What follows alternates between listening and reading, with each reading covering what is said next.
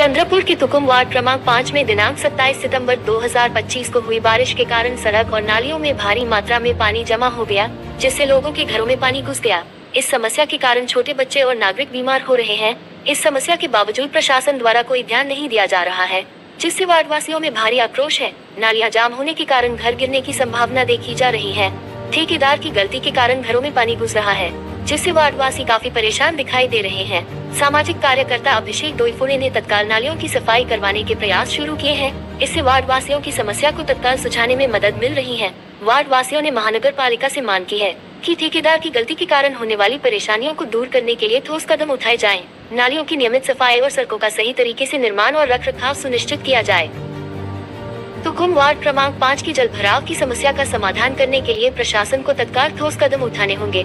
Ward वासियों की समस्या सुझाने और समाधान करने के लिए प्रशासन को अपनी जिम्मेदारी निभानी होगी। चंद्रपुर लाइव 24 महाराष्ट्र के चंद्रपुर जिले से संजय गुगलोत, ब्यूरो चीफ की रिपोर्ट।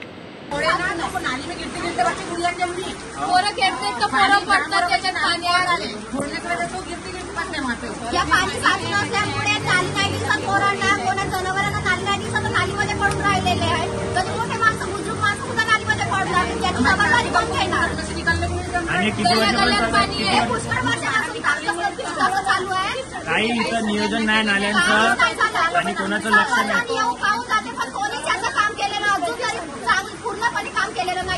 इथं नाल्यांचं पुरा चेंबर पासून सगळं असंच हे हाल आहे। इथं त्या रोडाच्या सुरुवातापासून तर आखरीपर्यंत पूर्ण नाल्या भरून पाणीतलं पाणी आहे। ही नाली आहे, हे बघा तुम्ही, इथून पाणी घरात चाललं। हे पोरांच्या लहान लहान बाळांच्या आरोग्याच्या साठी किती मोठा खतरा आहे। याच्यावर काहीच प्रशासन करत नाही आहे। गेल्या 5-6 वर्षापासून ह्या नाल्या तशाच फुटल्या आहे आणि हे कचरा आंटी कितने दिन से ऐसा पानी आ रहा, कब से आ रहा है?